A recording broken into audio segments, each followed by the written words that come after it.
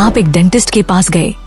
उन्होंने सारे दांतों को अच्छे से देखकर गंभीरता से कहा, दांतों में बड़ा छेद है। और कलम लेकर लिखने बैठे और कहा, दांतों की तस्वीर चाहिए। लेकिन कैसी तस्वीर, छोटा या बड़ा? आपने व्याकुल होकर देखा, लिखा हुआ अलग अलग अक्षर, IOPA, OPG, पैनोरामा और भी कितना कुछ, और आप परेशान हो गए। लेकिन अब और नहीं, आज का वीडियो आपके लिए है।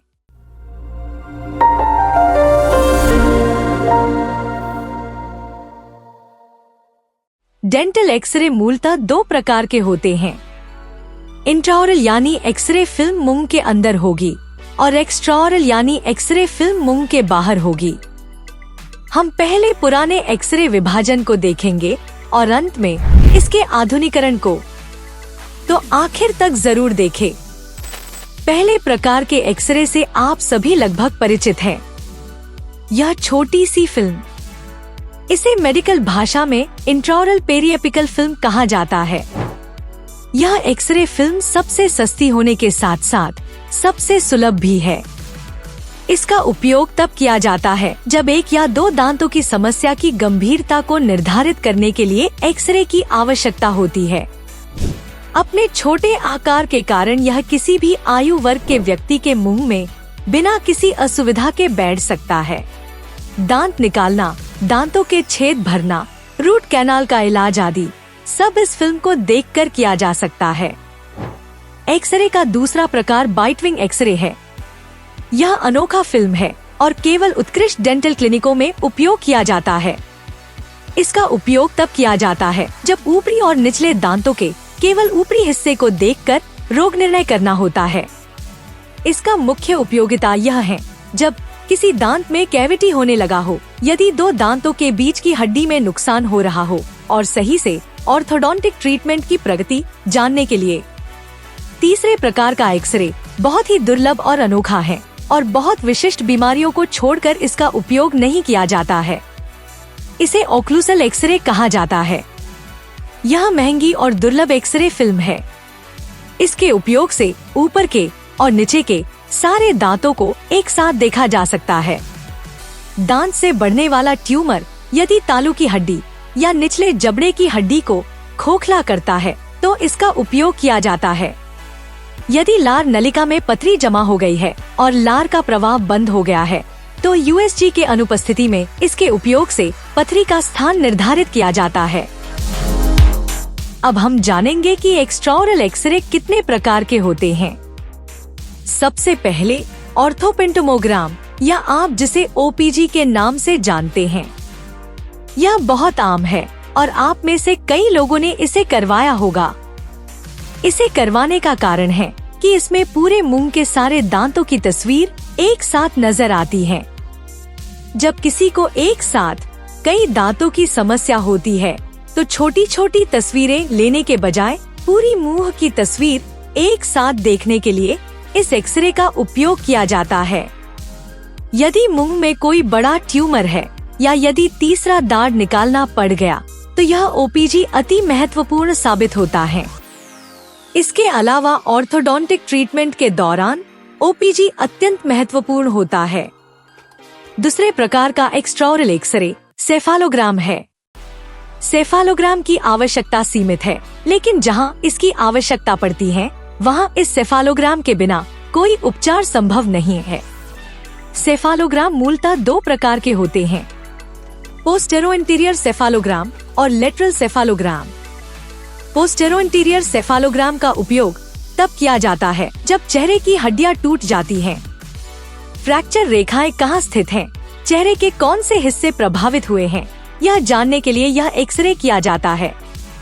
जब दांतों में ब्रेसेस या ऑर्थोडोंटिक ट्रीटमेंट की आवश्यकता होती है तो लेटरल सेफालोग्राम का इस्तेमाल किया जाता है। इसका महत्व इतना अधिक है कि एक विस्तृत घंटे भर का वीडियो केवल लेटरल सेफालोग्राम पर ही बनाया जा सकता है।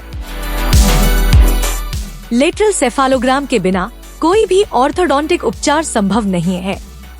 मुझे नीचे कमेंट्स में बताएं यदि आप और अधिक जानना चाहते हैं तो सेफालोग्राम पर एक अलग वीडियो बनाया जाएगा। तीसरे प्रकार की एक्सरे से आप सभी परिचित होंगे, CBCT।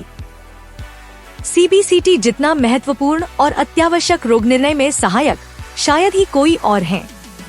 दांतों या चेहरे की हड्डियों का फ्रैक्चर, मुंह के ट्यूमर, चेहरे की हड्डियों के बिगड़ी बनावट का रोग, जबड़े की ऑर्थोग्नेथिक सर्जरी या फिर हड्डी का कैंसर, इसकी आवश्यकता अनंत है। महीन से महीन हड्डियों की समस्या इस सीबीसीटी में पकड़ी जा सकती है। सीबीसीटी को विशेष कंप्यूटर सॉफ्टवेयर के साथ 3D आकार दिया जा सकता है, जो बिल्कुल उस शख्स के चेहरे जैसा दिखता है। इसमें डॉक्टर और मरीज का परिवार दोनों ही समस्या की गहराई को आसानी से समझ सकते हैं। सीबीसीटी पर एक विस्तृत वीडियो जल्द ही YouTube पर अपलोड किया जाएगा। तो आज के वीडियो का सारांश यह है, यदि मुंह के अंदर प्लेट है तो वो इंट्राओरल एक्सरे है। आईओपीए जो 1 या 2 दांतों की समस्या को दिखाता है।